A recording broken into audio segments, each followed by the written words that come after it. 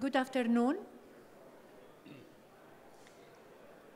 I am the chair of the panel this afternoon, but I know that the most job will be done by our moderator.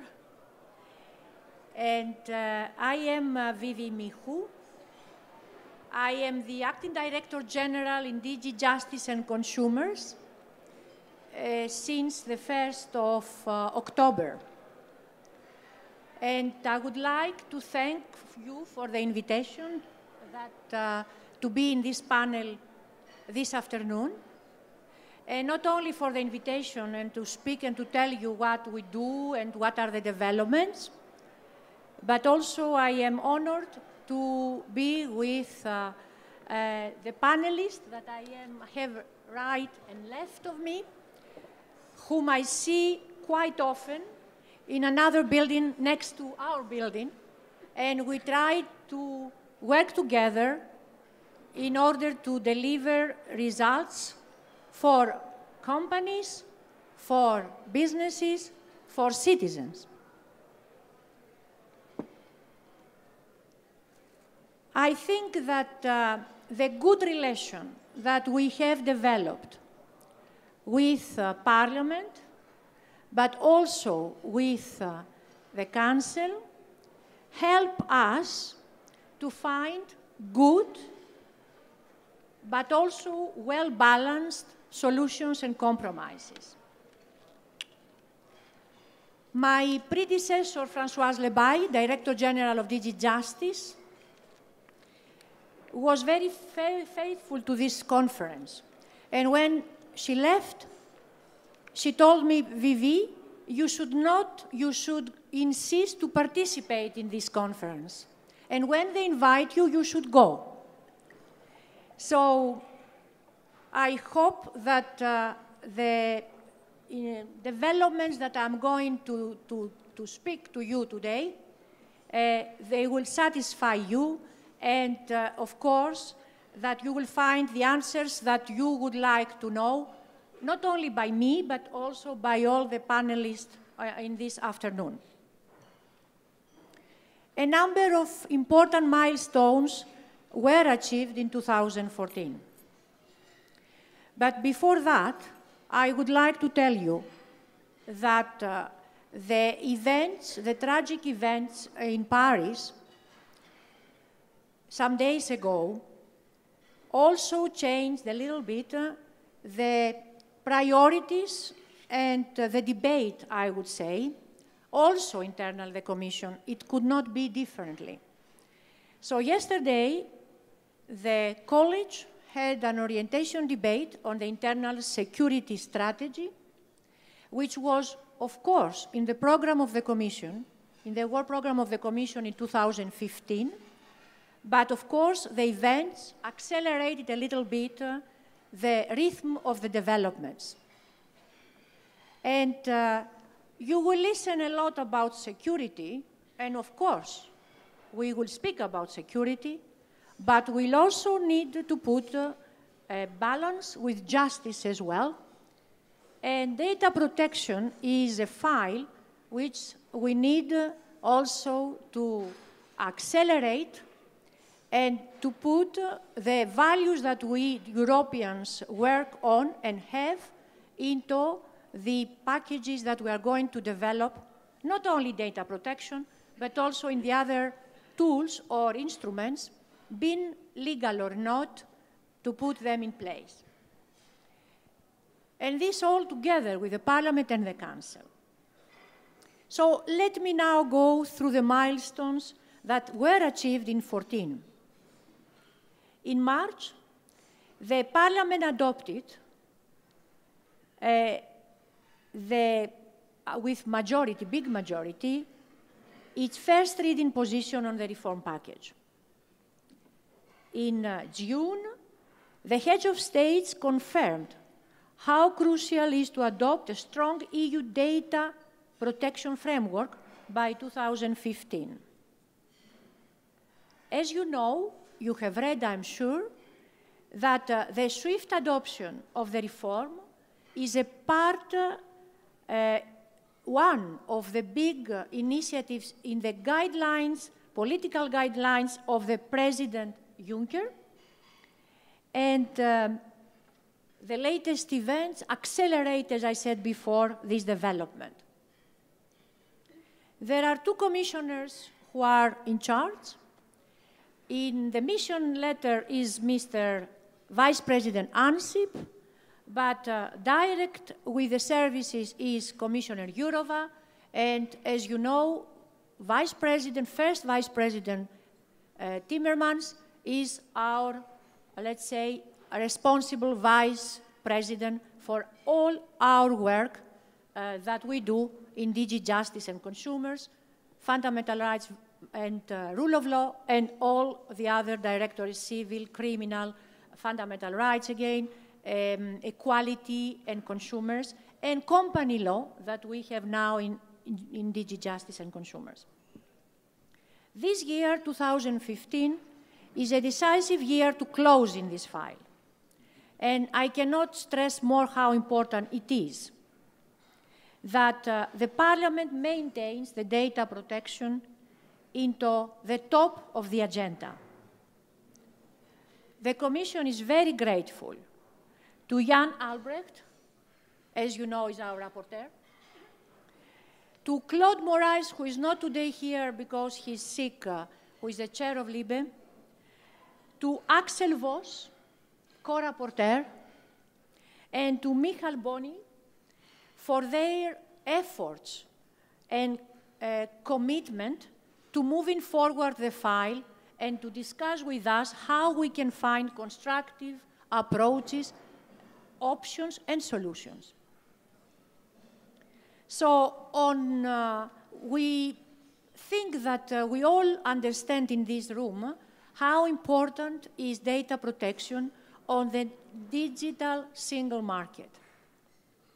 Because delivering a secure, trustful, and competitive digital single market, which is one of the first priorities also from the Juncker's guidelines, data protection plays a big role. A true free flow of data and a high level of protection of individuals' data are absolutely necessary for this single market, digital single market. Let's not antagonize the interest of companies and the interest of individuals when it comes to data protection and to new technologies. Individuals want both the latest technologies and a high level of protection of their data. Companies want to produce goods and services that build on sound data protection and reach a vast audience, a meaningful digital single market. And only at that situation we will have a win-win situation. Some recent data breaches and IT security incidents put the existence and further development of several companies at risk last year, like the Sony picture breach in December. And this is a good example. Companies will want to use technologies that include data protection by design and security to avoid that such failures happen again.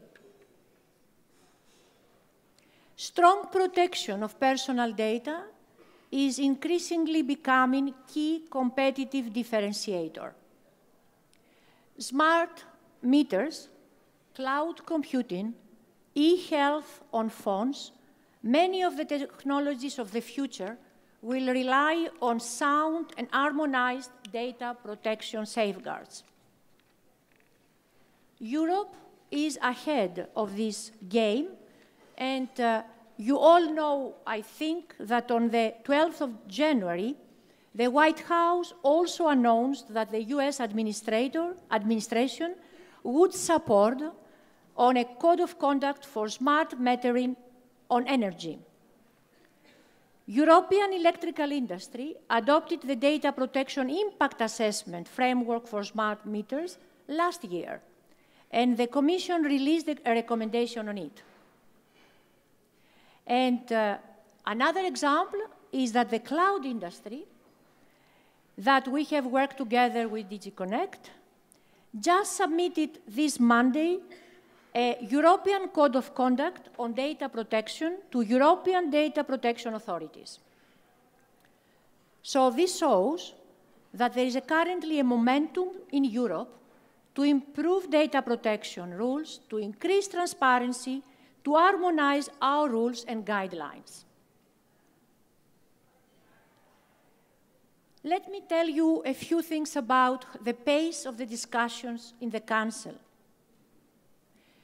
It was lower than in Parliament, but now the Council has entered into a more dynamic phase. The Greek presidency and the Italian presidency managed to reach a broad agreement of the Member States on key elements of the regulation. Last June, it was reached in the Council the agreement on the territorial scope and on the rules for international transfers. The text that it is agreed, it reflects a lot the text of the proposal of the Commission, but also the initial proposal, but also to a large extent the European Parliament's position. In October, agreement was reached in Council on the calibration of the compliance obligations of companies when processing personal data. The agreement confirms a central element of the Commission proposal in terms of substantially reducing red tape by, for example, abolishing many authorization requirements. So in that way, we are moving from ex-ante control to ex-post enforcement. The agreement further develops the risk-based approach initiated in the Commission and further developed by the Parliament. It ensures that the regulation is future-proof and that compliance obligations are tailored to the risks.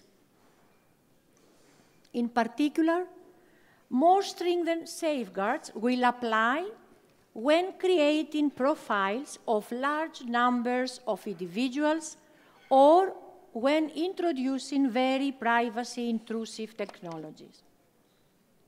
In December, the Council agreed on flexibility for the public sector and on rules for specific processing situations within the regulation, covering notably processing for employment purposes, for archiving purposes, for health purposes.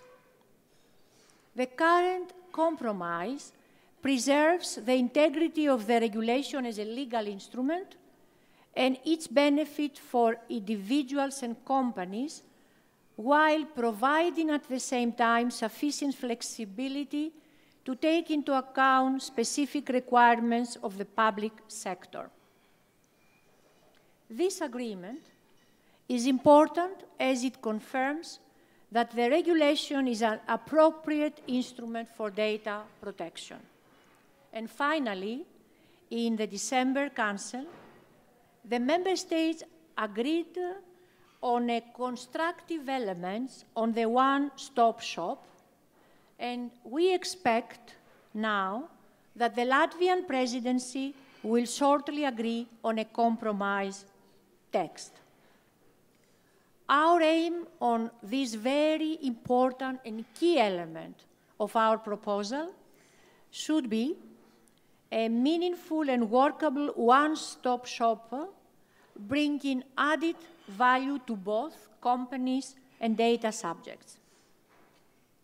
The latest compromise takes on board also some of the ideas of the European Parliament, such as providing for binding decisions by the European Data Protection Board.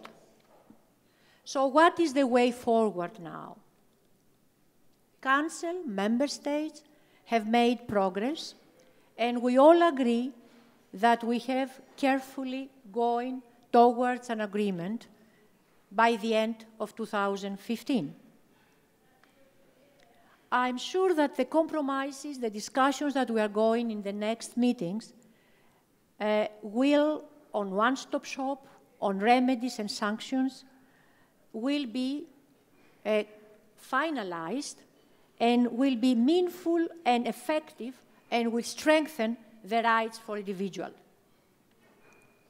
We should not forget that in parallel we have the police directive, although that it has not advanced in the same pace, that we consider that is a package with a regulation. In the next week's informal council in Riga, where Jan will be there and Claude as well, we are going to discuss, the Latvian presidency have put on the table the delineation between the regulation and the police directive. I want to stress that the police directive will facilitate the cooperation between police authorities on the basis of common rules. And this is extremely important in the light of the events, the Paris events. But we also, Commission thinks and believes that we should keep the scope of the police directive as it is and the regulation as we have it at the current state of place. I want to sum up, and I want to wish to all of us, and I think Commission, Parliament, Council, but citizens, that will manage to perform our task and conclude the negotiations of the reform by the end of 2015. We need this reform. The reform is not a zero-sum game where businesses and individuals would have antagonistic interests. The reform will deliver positive benefits to all stakeholders. We owe these good results to all Europeans and all the people who contributed in this debate, to NGOs, to businesses, to law firms, to academics. And with that, I want to thank for your attention, and I want to give the floor or to pass over to Mrs. Boardman and Jan Albrecht. Thank you very much. Okay.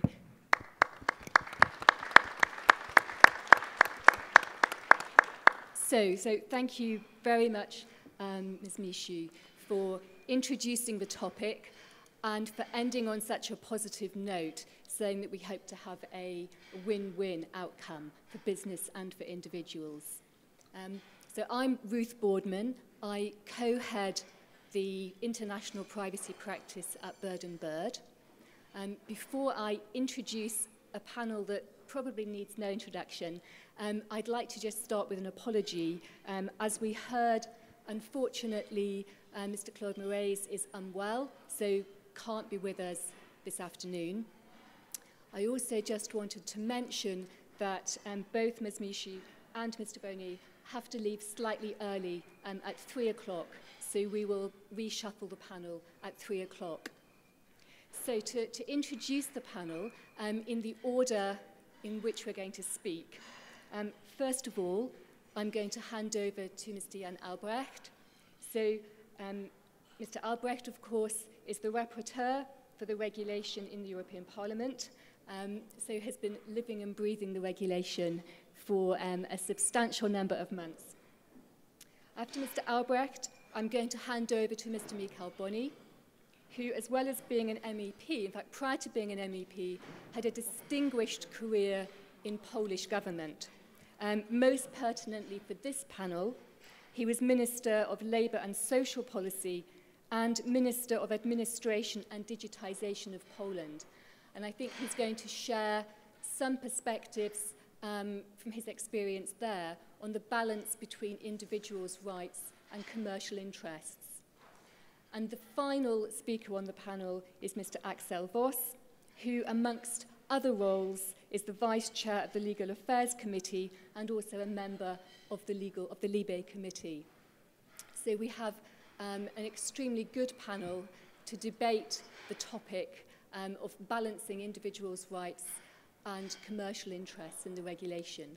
So with that, if I could hand over to the first panelist, to Jan Albrecht. Thank you. Thank you very much, and welcome from my side, and thanks for the very comprehensive introduction, so that we don't need to repeat everything, but can start with the situation in which we are, where I think that most of us and most of all those who are into the application of data protection rules are looking forward to the date where we have a conclusion of this data protection package. Because after so many debates we had, and after so many years of uncertainty about very important questions, nobody really is interested in further analyzing the 28 different member states' legislations on the protection of personal data and their implication on the global internet and the so-called single digital market, which might exist or might come. I don't think that it will be there until we have, or that the single digital market can be there until we have a common data protection package in place. Therefore, it's very important that whenever we are starting to have cloudy policy talks on the finalization of the digital market, the single digital market, or the digital agenda out there, I think that we need to start where we have to start, and that's finalizing this data protection package and then taking the next steps step by step as soon as possible. I said already at the beginning of this whole work on the reform of the directive from '95 that from 2009, 2010 on, we already could say that we are 10 years late to do that with regard to the realities out there. So I don't think we can afford any further year to be added after we have had already more or less 5 years of debate now, and including there is a time in which I, as the rapporteur of the European Parliament, have been very into the regulation, but I already feel that I'm getting out of it already, because after we have voted on a position, after putting on the table 4,000 amendments, 7 different political groups' opinions with 750 or even more members of the European Parliament from 28 different member states, having so many stakeholders from all areas, we have concluded our position in the European Parliament in October 2013 in substance, and then did the first reading in March 2014. So there's quite a long time already since when we are just sitting there and waiting for a partner for negotiations coming to the table called trialogues, so that we can conclude this package. I have to say that also with regard to that, it seems to be absolutely reasonable that the Parliament expects from the member states to deliver a general approach before summer this year, so that we can start these negotiations before summer this year and still have a chance, at least, to get this whole thing done until the end of the year, like heads of states have decided twice already that this should be the case. With regard to substance, I think that there have been, of course, progress in the Council, and I still see that there is opportunity to get an agreement also which is feasible because there are two positions which are not so far away from each other if you look at the Parliament's position and at the Council's position. But I also already see some parts where Council decides to take a track which is not in line with our overall consensus when we started this reform, which was that we want to have a unified single data protection framework, which doesn't mean leaving everything open for the member states again, but agreeing on a single standard, and which also meant that we don't want to regulate in a way that the protection for citizens in effect is lower than it has been under the current directive of 1995, because that would not be acceptable to a vast amount of citizens out there who have very strict data protection laws in their member states and who expect with the amount of digitalization and data around to have stricter protection than weaker protection in place. So after having had, after I had a look also into the conclusions of the Italian presidency, I have to say it's okay to say we don't want to build red tape. We don't want to put more bureaucracy on data controllers and processes than necessary. But I also think that a certain standard should be applicable to everyone, and what I can see when it comes to the duties for controllers and processors, this standard is not yet really visible in the Council's position. But if you say it's okay to leave it more or less to the controllers and processors, how they safeguard their compliance with these rules, then on the other side, there's one thing which you need to do, and that's what we as Parliament did, to very clearly say there should be, on the other side, strong individual rights, and there should be consistent enforcement with strong sanctions if something really goes wrong. So if the Council wants to get a swift solution and a swift compromise with the Parliament, then of course they need to deliver. The more on that, the less they ask for duties when it comes to the data controllers and processors.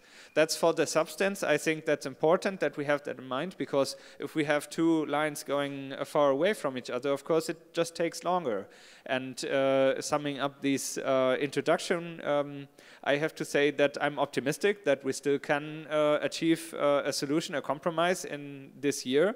There have been some quotations where I said there might be the opportunity that this will be failed, but I just say that this is an opportunity if we don't get a compromise delivered by Council until summer.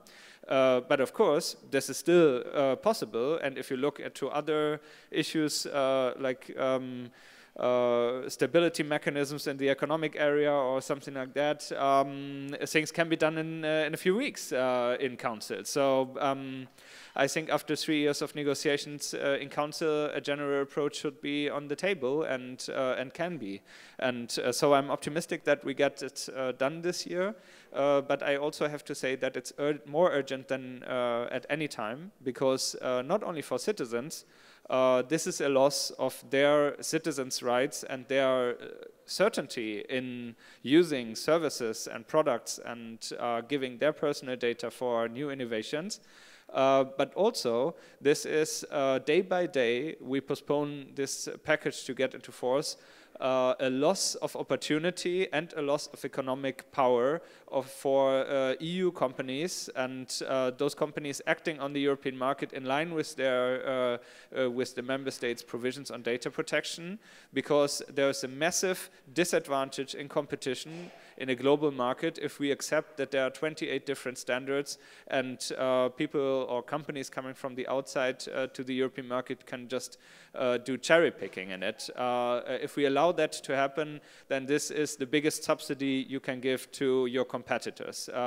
So I would like to have the best subsidy for European IT companies which European member states in times of austerity can give, and that's the data protection regulation in place as soon as possible. But having said that, and in light of what has been said by Madame Michou, we really have to also deliver on standards for law enforcement and security authorities. If we don't have standards there, better cooperation, which is the most necessary, what we can see now, would not be possible. Thank you very much.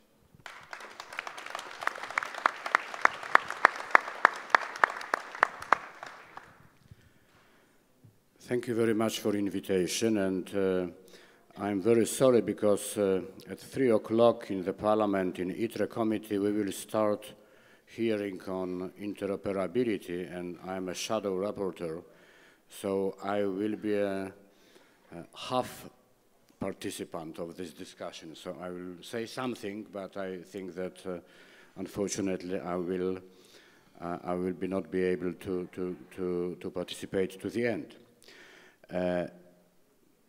What is the important and what is my experience? I was a Minister of Administration and Digitization in Poland, and in summer 2012 we decided to start a public consultation on data protection regulation with organized cooperation among business, NGOs and administration.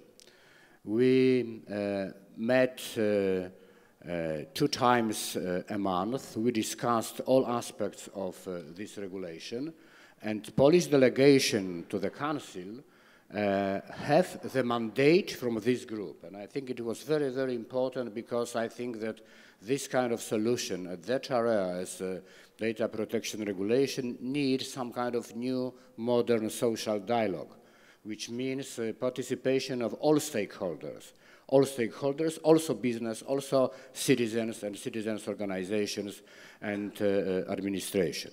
And this, my experience, is important also in the Parliament, because I think that when we will start the trilogue, so of course I hope that we will start this year.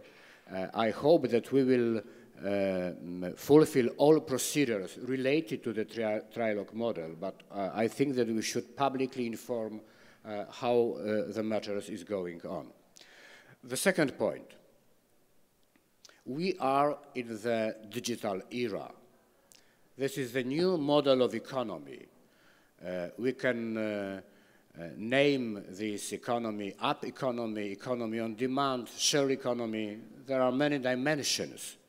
But I think that this is completely new economy which is changing our life, which is changing economy, which is changing our privacy. And it means that we need balanced solution at the area of protection of the privacy, and that we need equilibrium not only between business and users, consumers, but also between citizens and authorities in particular states and also all over Europe. This is not only the technological changes. This is not only the discussion on data protection regulation. This is not only the discussion on one part of the European legislation. I think that we are discussing about some kind of constitution of the new economy, because this new economy requires the trust, and the basis for this trust is agreement and solutions which are in this data protection regulation. So we need it not only because of citizens' fundamental rights, but we need it also because of possibilities for future economic development. And this is very important also for European economic advantages. Having said that, I think that we also should remember that this is the package. It was mentioned here. So we need regulation and we need directive on policy. But if we will consider the package on privacy, so we should consider the directive on e-privacy, which exists and which is important and has the impact on some parts of the economy. And we also should consider what is our response to the decision of the court related to the data retention. it will be the real package related to the privacy problems. And if we need this constitution for our life and for future economic development, we need this comprehensive package to have and to implement in the brief time. And also I would like to express that we have some questions from Moderator, and the question was, have we found the right balance between fundamental rights and economic interests? And my first answer was no. There are three reasons. Firstly, it was not easy to achieve all needed compromises during the work of the Parliament, and I see that there are some unclear solutions for the business, especially for small business and potential burdens on them. So my suggestion is to continue deeper work on risk-based approach, because I think that we need it, and to analyze what kind of burdens, administrative burdens, we want to have, and they are obligatory, and what kind of burdens we can make and put at the table information that it is not important for that solution. The second reason related to the problem that we are not found the good compromise and balance now is that the critical time and the critical mass for making this equilibrium between citizens' expectations and business possibilities to implement those solutions have passed. I have thought about it some weeks ago. Now I think that there are two important points which can hurry up, which can speed our work on data regulation protection.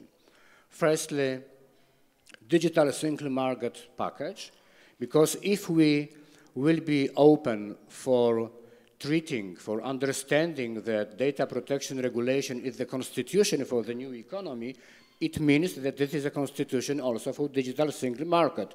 So we need it at the same time in this 2015 year. And the second reason important is that after Paris accidents, after terrorist attacks, we should come back to the discussion on security.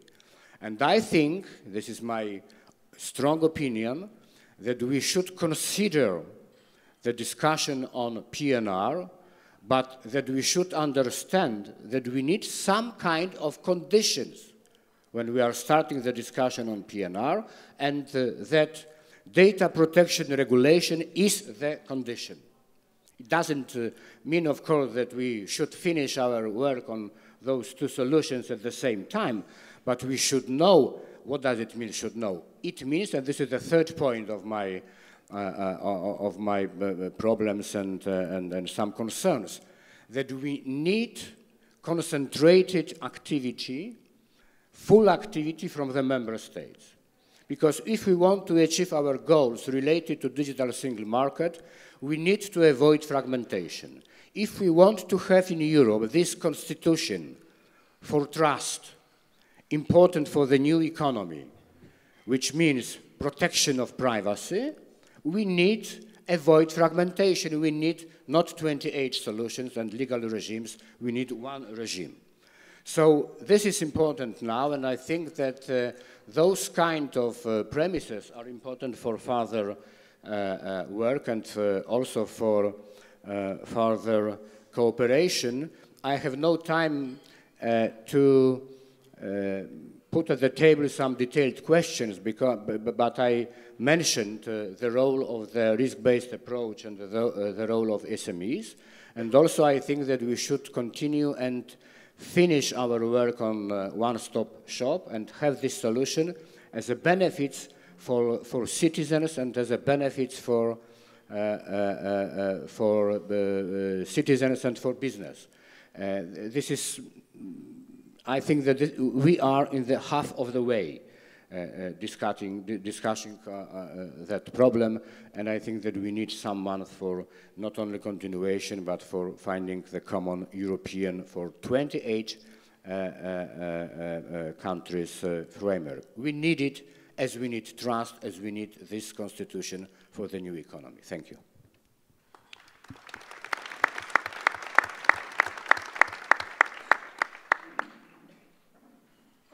Directly.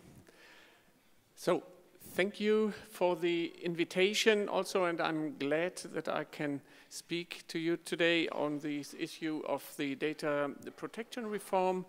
And I would say in the European Parliament, we are pleased to have been involved to all these discussion on the private data protection from the beginning.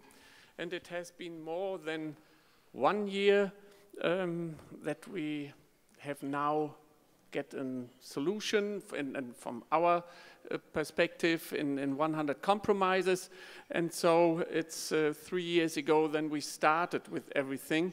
And so in 2012, I was standing here and was happy about the long expected Commission's proposal, and we're looking forward to start with the work. And now 3 years after, having started to this file, I'm happy that data protection is in such an important place and situation in many aspects, and how complex the situation is, and I realized this in 2009, 2010. So as a member of the Committee of Internal Affairs, you find yourself in foreign policy, in competition law, in common market issues, and so data protection at least is more than just a reform. And this horizontal approach is then also necessary to understand the difficulties we are facing. So the data protection debate is linked to these fundamental right issues like privacy, property rights, freedom of press, etc. We have these global competition issues and growth, like innovation, IT technology, and finally also these security questions for prosecution, intelligence services, cybersecurity, and defense also. And we are facing with the development of technology also that we are seeing these structures regarding commercial rights, law enforcement, commercial data and law enforcement data. This structure is disappearing more and more, and scandals are more than less shaking the citizens' confidence, and so we have to change the approach, I guess. So governments and the EU institutions are not threatening the privacy of the individual. From my point of view, this is old thinking, and even if we don't have the same police and justice quality throughout the EU, but we have to start think in a different way. Citizens want trust, the services, the internet providers, the social networks, and all the applications they use, and there shouldn't be surprises in it or unexpected rules. And we are, as the legislators, are responsible for these better protecting EU citizens and their data. And this is a crucial point. If we do not manage to adapt our legislation to the requirements of the ongoing technical changes in the IT sector and the user behavior that we witness, we might lose this role. The NSA allegations changed the whole data protection debate. It became even more public, and European citizens and the public sector started to be more involved in the debate on the data protection reform. And just to keep in mind, the digital revolution changed the world maybe even more than the industrial revolution. The digitalization changed our social and work life. It's changed our way of communicating, competition, the relationship between states, prosecution, intellectual property, copyrights, privacy, and as a result, data protection become one of the core policies nowadays. But let me turn now to the data protection reform and the role of the European Union. On the one hand, it's our responsibility to provide a legal framework which is sound and which will create confidence of consumers in the use of digital goods. And on the other hand, the same legal framework has to promote innovation and research, moreover to promote growth and fair competition. And therefore, if we are coming now after these 100 compromises we have agreed on in the Parliament, so if you're asking, so what are the aspects of the reform are still seen as problematic, of course, probably we will have different views on these, but I have a couple of points I would try to line out. At first, the question of transferring data to third countries. So this is one aspect of this is, of course, the safe harbor mechanism, and therefore we have to think about what is the right answer to the NSA complex, to having commercial companies who are analyzing every data what they can get from every area of your life. And and I have the feeling if we are not improving the safe harbor mechanism, in which way it might be, then we have an entry for transferring the economic or aggregate value added in the third country. So we have to think about on the competition level if this is the right way, or if we would like to have a kind of a level playing field in this area. Might it be better just saying the companies please sign our regulation and then you can move on and we are controlling these, or is this a way how we are dealing this with the safe harbor issue, what we are doing now? And but I have still the feeling if we are coming from the value side, we have also have in mind that the development of technology is facing, or we are facing the question, can we guarantee in the future privacy, yes or no?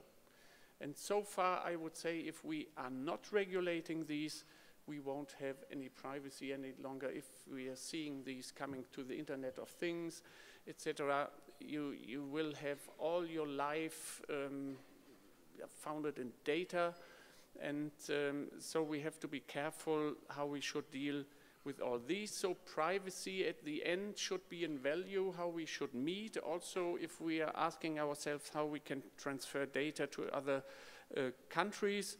And so data protection is one side of the coin, but the other side is also what we are doing with privacy. And so probably we have to think about it, and we haven't done this so far in this data protection reform. At least I would say the homes that we are living in should be a kind of a commercial free zone for analyzing. Otherwise we will lose privacy at all, especially for the big companies who can grab all the data from different areas of your life, what you're eating, where you're calling, what you're searching in the internet, and so on, and it gives you a whole picture of the person itself. So we have to think about what is the best way to guarantee a little bit more privacy in the future, and I would say this is not really done so far in a way that we can see and say as a legislator, yes, the privacy is guaranteed for the future. And a second point is because of the NSA issue, we have compromised in Article 43A that the companies who are giving their data to a public institution or law enforcement institution in third countries, so they have to give a signal to our data protection officer or to the police. And this is, if you're looking to the US, we are putting the companies into a conflict there, because they are not allowed by the US law saying that they are transferring data to these companies. So therefore we should have a solution. This is not satisfying so far, but we should work on a solution. So probably the umbrella agreement will lead to a kind of a solution to this. And what I would say, I'm not quite sure if Jan would agree on this, but this is from my perspective a little bit. So we haven't discussed, I think, the new situation now we are facing with dealing with big data. So we tried in our discussion so far avoiding big data and treating data more protectively, and so I would say we can't hinder big data anyway. If we are looking to smart cities and the connected car and what you have mentioned, also the smart metering issues, we are producing data more and more and more and more, and so I think we should have a kind of a change of thinking here in saying, yes, big data is coming. How we can deal with this, we should somehow allow to deal with big data, but on the other side we should have also put more safeguards in it for the rights of the individual. But this has effects also, or consequences probably for the thinking of changing of purposes, if we are allowing big data, and also on the definition of profiling. So also the question of pseudonymous data is something what we should reconsider again, if we should widen these a little bit more. And this might be something I would say we should come together again and talking about the situation we are facing, that we are not having something in place what's not facing the reality at least. And of course I have some other points where I'm not really satisfied with, but it's also a kind of an acceptable situation.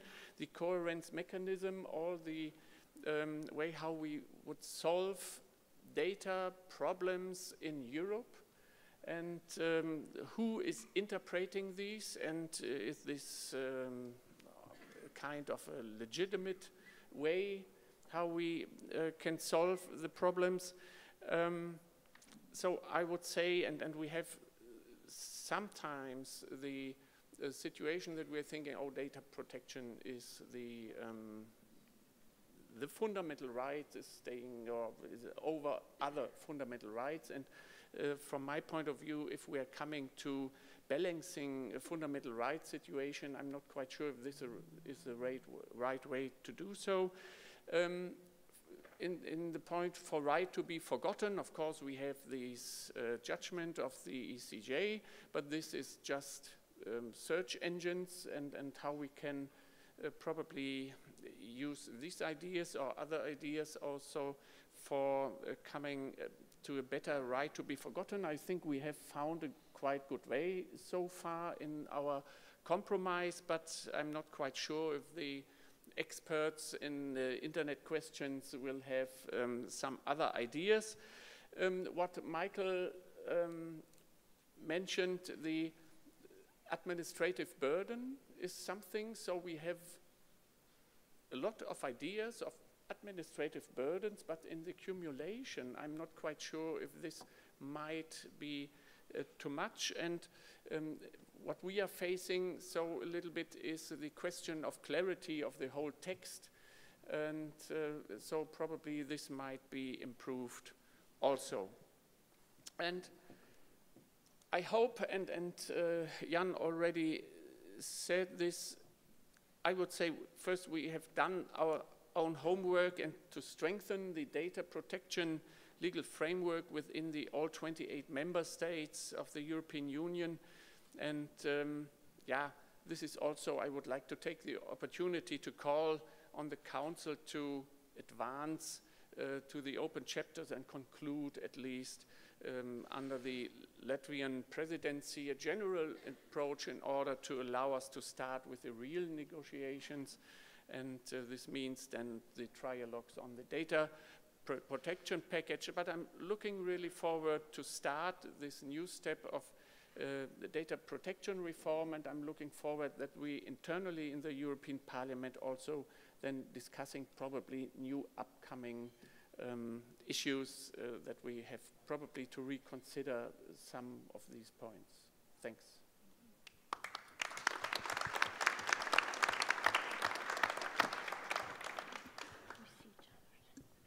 So thank you very much to all of our panelists and to our chair. Thank you. I'm going to open the floor to questions, and we've deliberately allowed plenty of time for questions because I'm sure that there will be a lot from the audience. Can I ask that you introduce yourself when you ask a question? We've got one in the middle of the floor and in fact quite a few. So can I suggest that we take them in groups so that we take the two towards the middle on the left-hand side as I'm looking at the floor. And again, if you could introduce yourself first before the question. Thank you. Good afternoon, everyone. My name is Elias Okwara, and I'm a data privacy officer with Health Market Science, which is based in the US. I wanted to drill down on an issue regarding safe harbor and ongoing negotiations between the Commission and the US Department of Commerce. Of course, Parliament has made its concerns about safe harbor very clear with passing legislation last year calling for the suspension of the program. So it's clear that there are concerns about that program and certainly shared across the board. One particular issue, though, in the ongoing negotiations I wanted to get your opinion on has to do with questions about the program as it relates to private industry and questions about law enforcement, US law enforcement access of EU citizen data and what sort of remedies that EU citizens can be able to get from US courts.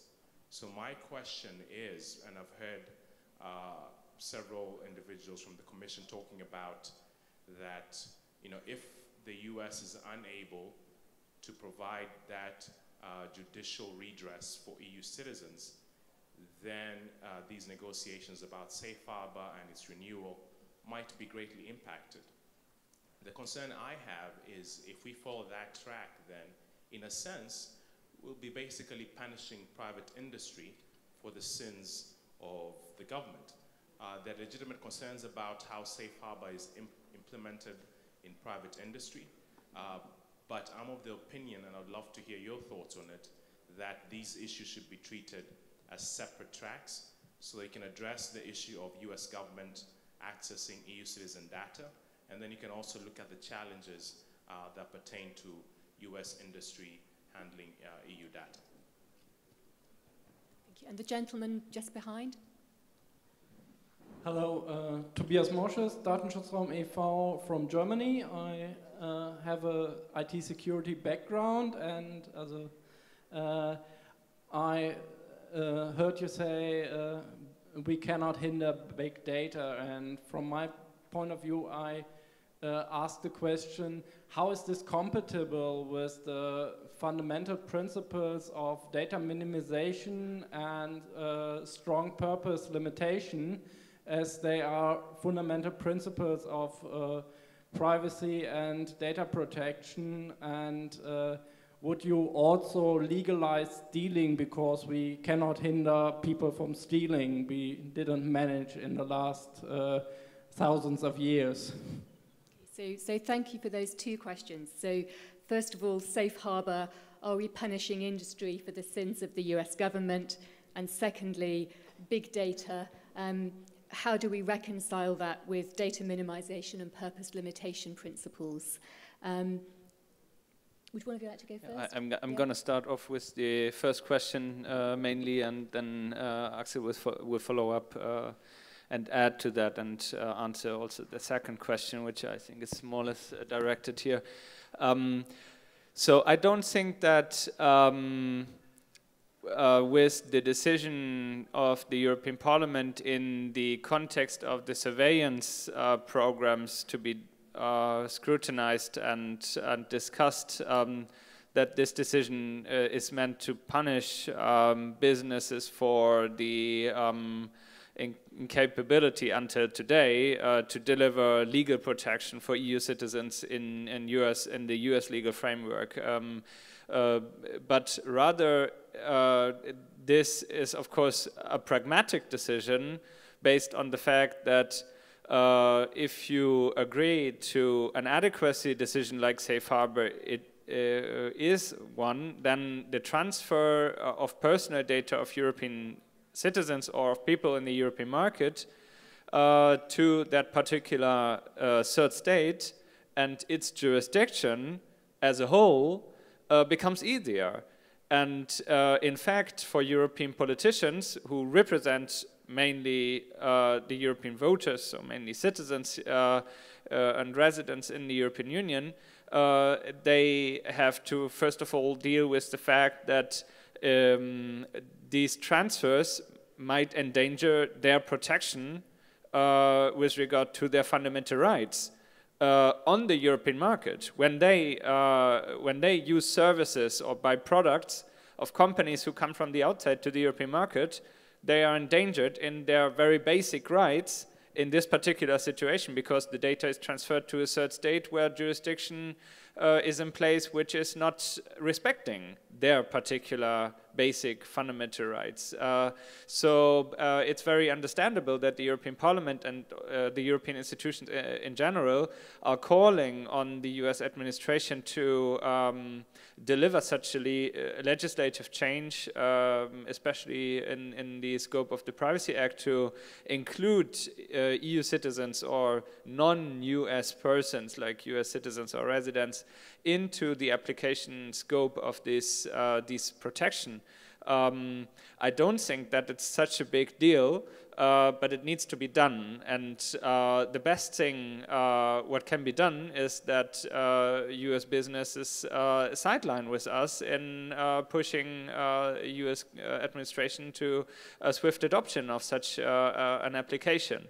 I think it would serve two things, which is either on the one side the position and legal certainty of US businesses, but also it would serve a better trustful environment on a transatlantic basis, because EU citizens refrain from strengthening cooperation transatlantically when they see that their rights are not fully respected in that environment. Yeah, that's what I would like to say. I hope it answers your question. I try to answer to the big data question.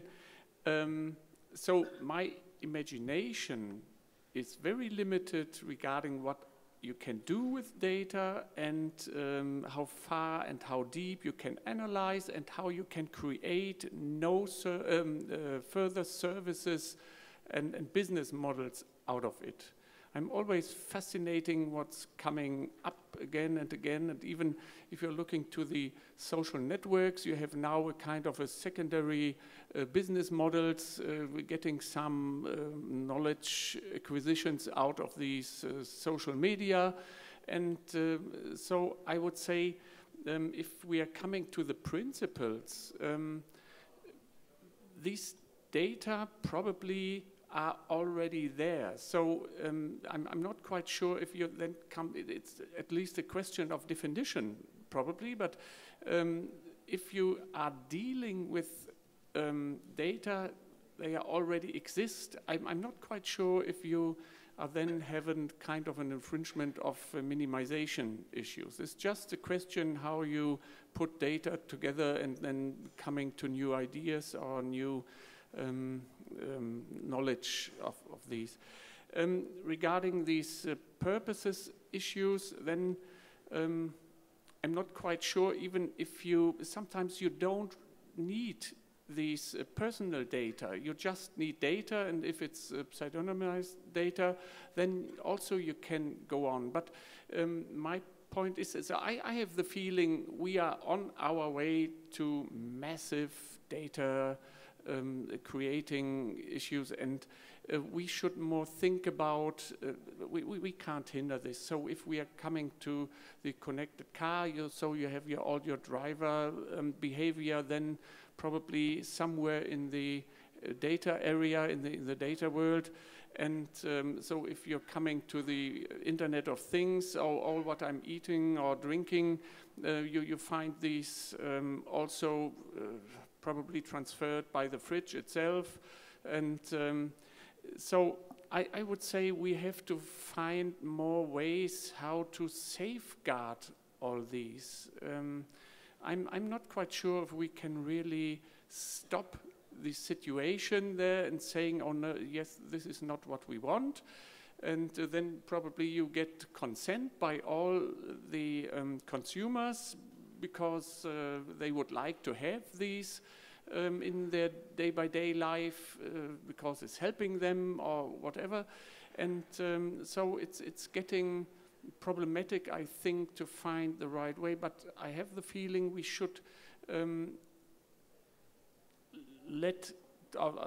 trying to keep these business models, but on the other hand to safeguard all these and strengthening the rights of the individual for deletion or for storaging these or whatever. This, I think, is probably a better way to deal with all these. But the infringements of the principles, I think that's a question of definition at least. So thank you. So I can see there are lots more questions. There's a gentleman at the front and a person in the row behind him, and gentleman in the green. Oh, sorry, actually three. So one there and then two behind. And again, we'll do one there and then two behind, and then we'll come back. And again, if you wouldn't mind introducing yourself before the question. Thank you. Hello, Winfried Feil from the German Ministry of the Interior. I'm quite thankful for the statements by Mr. Boni and by Mr. Voss, who both, in my mind, in my sense, conceded that the European Parliament draft is not yet perfect. And both of them raised fundamental questions. Mr. Boni said the risk-based approach has to be discussed further, and that administrative burdens have not yet dealt with in an appropriate manner. And Mr. Voss said we have not yet discussed big data. And he referred to the administrative burdens as well. And he raised the question of purpose limitation and change of purpose. So I'm thankful for these opinions because when we raised in the Council these questions, we were always told the draft is already good. You should not raise these fundamental questions. We have to come to an end. And when I listen to these fundamental questions that have been raised now, I'm not pretty sure if we will if we already have a draft that is future-proof. And my question is to the parliamentarians, in what way they will stick to their draft now, and in what way they are full of compromise and are open to compromises with new approaches. Okay, thank you. Can we have maybe one person in the row behind? I think the row behind. And then I'm going to switch sides, actually, so that we don't have one side excluded. And would you mind introducing yourself, making the point briefly? Thank you. My name is Kalin Cvetkov. I'm a data protection researcher in an NGO called Working Group 11. My question is regarding powers of enforceability of the data protection authorities, because you mentioned today that a key pillar is building trust. In order to build trust, we need to give the data subjects a proper tools to enforce their rights. And in the Google Spain case, Mr. Costeja, and in the court proceedings, which made him more public person than he was before. So I think we have to do to give powers to the data protection authorities to end up a case in the administrative procedures. Thank you. So thank you. So if we take those two questions, and then if we switch to that side, to a lady towards and gentleman towards the middle. So two questions. And first of all, are we willing to compromise? And secondly, does the regulation give effective rights for individuals? Do DPAs need more powers? Do you want to go first?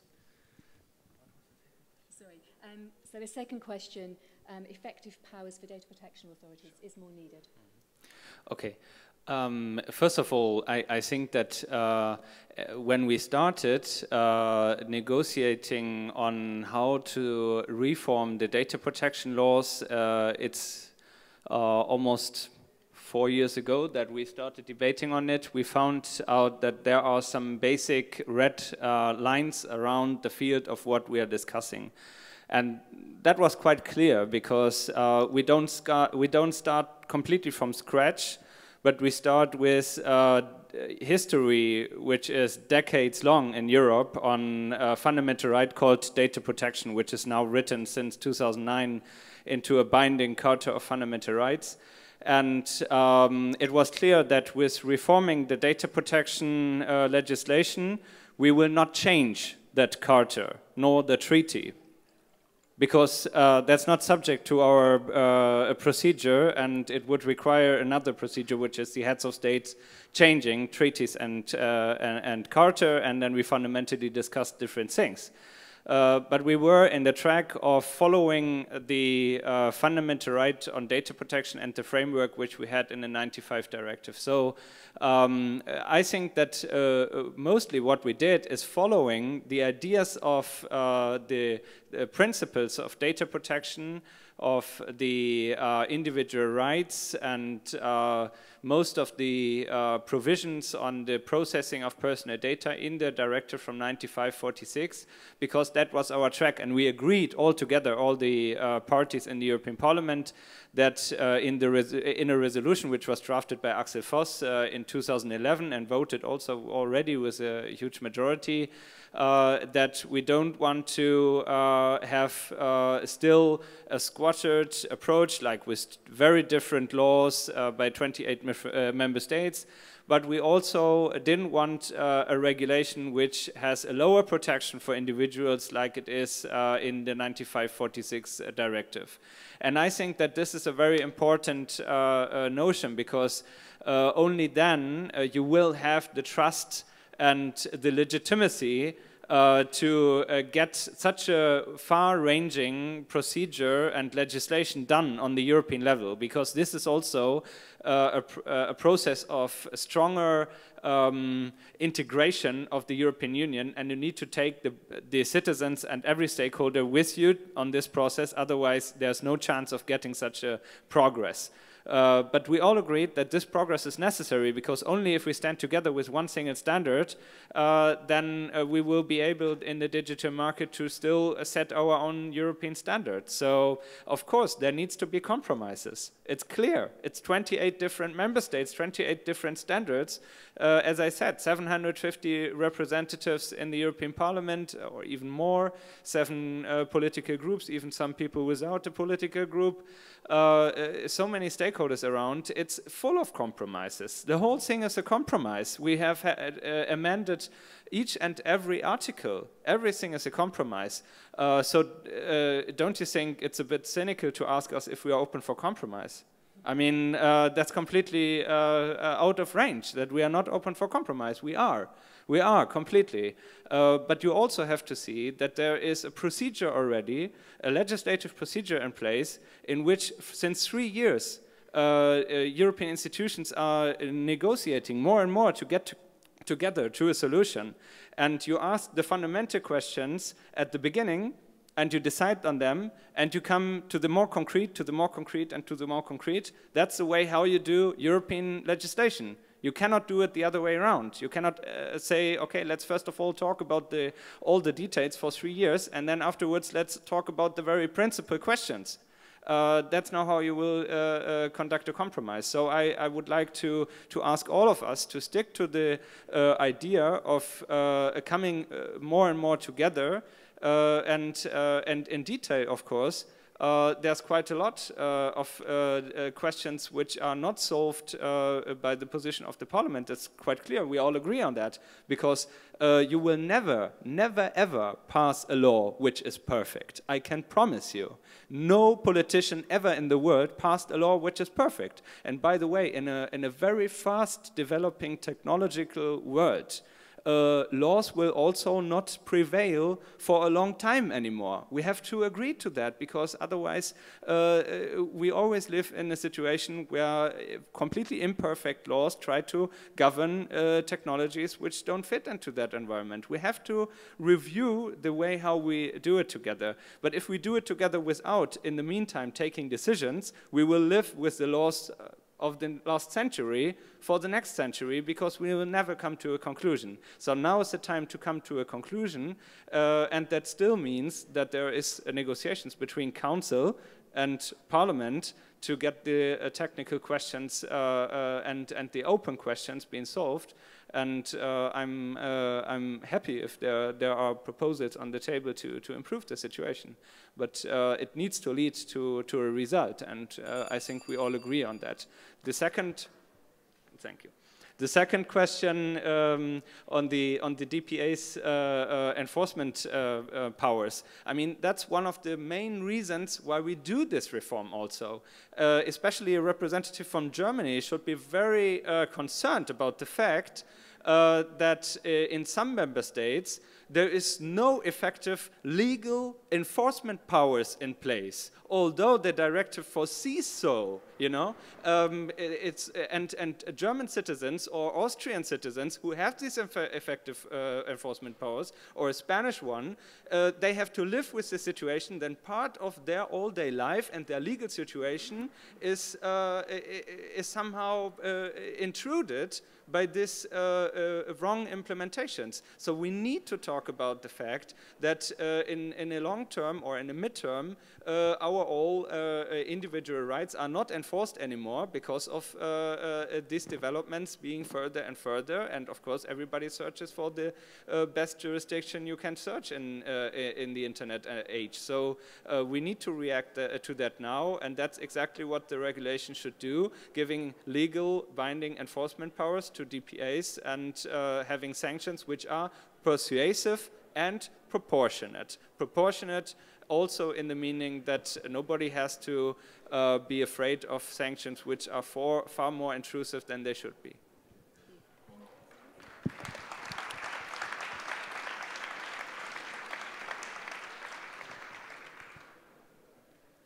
I try to answer quite brief. So I think the 100 compromises is our starting point, and of course we have to be open if we would like to come to a result at the end, but it depends, at least what Jan already mentioned, the red lines. Sometimes I have the feeling something might also be misinterpreted. What we have in mind if we are coming to the data protection officers. So then probably you are interpreting this in a different way like we are doing this. But of course, administrative burden will cause some more costs, and if we are not having this, I don't know who mentioned this before, this risk-based approach. So not every little bakery has the same risk on data like Instagram or whatever we have. So I think we should balancing this more, but if it's possible, if the council has a totally different position when we have, then of course we have to compromise again on our compromise, but it depends what the council would like to have and what we would like to have, and then we have to negotiate, but there is a chance, I think, to discuss this also in the trilogues. But please have a look into the Parliament's text, because as Axel Voss has said, we excluded micro-sized companies from the bureaucratic burden, and there is one exception in the risk-based approach, which we have, and by the way, we have a risk-based approach where we exempt SMEs of most of the provisions. There's one exception to that, and that's with regard to the data protection officer.